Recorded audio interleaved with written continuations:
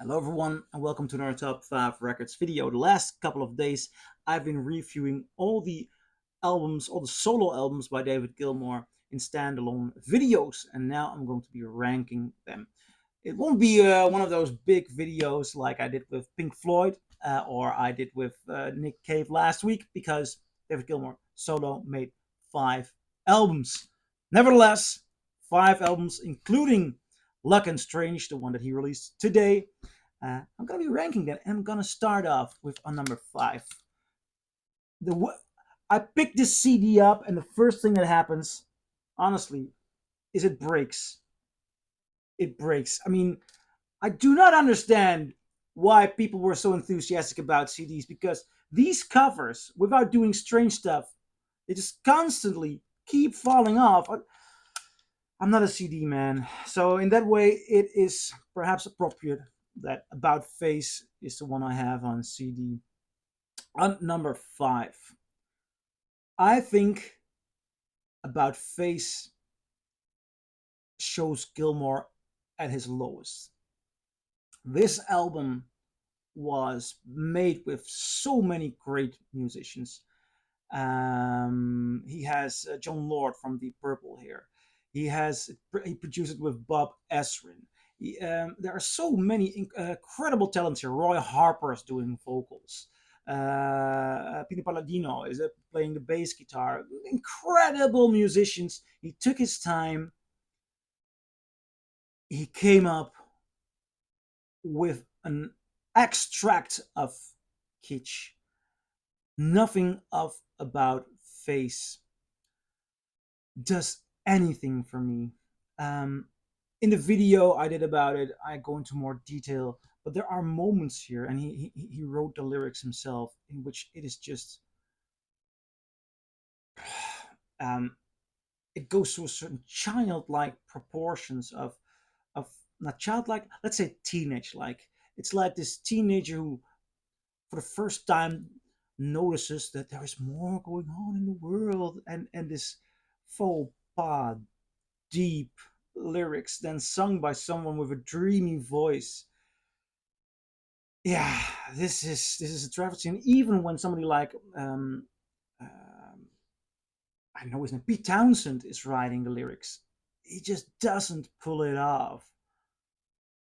I think this is about as horrible as Gilmour is gonna get, which sounds horrible, but I do think he made great albums. So this video is not gonna be a constant of putting him down. But on number 5, About Face. On number 4, I don't have a physical copy of that. Basically because it was too expensive, but I said enough about that in the video. Rattle That Luck. Rattle That Luck does show a lot of development from About Face. And I do not know what went wrong with About Face. I think it's basically bad songwriting, because he did have the talent in the studio. Rattle That Luck does not have that amount of bad songwriting, but it is such an incredible generic record. It showed to me lack of identity, almost no songs that sprung out. Honestly, I've been listening to that album yesterday, and doing this video, I find it hard to point out specific moments that caught my anger or my attention or anything. It was just such a generic pile of meditation music.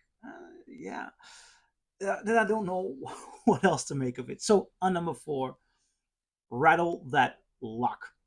On number 3, again, I do not have a physical copy here. Um, the album of today, Luck and Strange. And I must say that at this moment, I'm not really positive. I'm not really negative. So this is for me a real twisting or turning point in his discography. Luck and Strange has some very good songs, very nice atmosphere. Opening track Black Cat really works well for me. Then we go into Luck and Strange. I really enjoy that song. It's a good song. His voice becomes raspier. I like that. It makes it more distinguished, very interesting.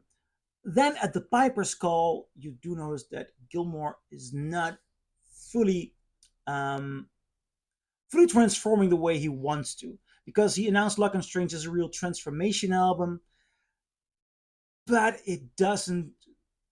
Don't expect him to go full David Bowie. Honestly, there are some very good songs on Luck and Strange, and there are some songs in which it just is format Gilmour. Highlight for me on Luck and Strange is a song Between Two Points, in which his daughter is doing the vocals. She is incredible, and I'd like to see more of her in his next album, because he's gonna go into the studio again after his new tour, because he has the idea that he has found a new way of breaking with his past, and he has said about this album, about Luck and Strange, that it's his best work since Dark Side of the Moon. Well, don't expect his best work since Dark Side of the Moon. I mean, I have a video here with the ranking of all Pink Floyd albums. Um, I there is a little, that goes beyond the best Pink Floyd albums. Best work after after Dark Side of the Moon. After Dark Side of the Moon, he did Wish You Were Here. He did Animals. He did The Wall. You know, he did some solo albums which were better. So this is, let's say it's a brave statement, or it's just a bold statement. On number 3, Luck and Strange. On number 2, some people might disagree and want to see this on top, but I'm gonna do it nevertheless. His 1978 album Gilmour, and this is, in his entirety of his solo career, the most odd one out, because he's seems to be constantly looking for this calm chill in his music, or he just cannot step away from it. And this is the most adventurous. This is the most couple of guys getting their musicians and getting their instruments and having fun in the studio. You hear some early ideas for new Pink Floyd songs here, which seem to be working pretty well. It's nice. There are no brilliant songs here, but the entire vibe has a certain roughness to it, a certain joy, and I like his self-titled first album. So on number 2, David Gilmour. Then number 1, one title left, On an Island. This is, for me, the best solo album David Gilmour has done. And I saw in some of the comments when I talked about this album in a standalone video that people said that it's not unique enough. That the critique I have on his voice, mostly in the video I did about Luck and Strange, is is really what this album is all about. And I disagree. I think because On an Island, the concept is very clear. The idea of being far away on an island. There's no politics. There's no deep philosophy, and he should not try to have something like that, because Gilmour is not a philosopher. Gilmour doesn't seem to be an intellectual. He might be very smart. He's one of the greatest guitar players ever. He's a very good technical vocalist, but he's not a deep intellectual. And sometimes, at his worst, he tries to be, and everybody notices. You're not Waters. I mean, Waters is sometimes bonkers, but he does have more distinct ideas. Can really tell his story. Makes bold statements. Sometimes they appeal, and sometimes, I mean, I didn't go to the last Waters tour. I sold my ticket after what he's been saying about Ukraine and the supports. But years before that, I've been seeing him 5 or 6 times live. No more, even more. Um, listening to his solo albums, listening to the lyrics he has written for Pink Floyd. This is somebody who has something to say, and Gilmour's dreamy quality balanced that out usually. And this is the first time in which his dreamy quality in itself is balanced. He does have some big guns here, you know. On an Island Self, the title track with gorgeous backing vocals by Crosby and Nash, David Crosby and Graham Nash.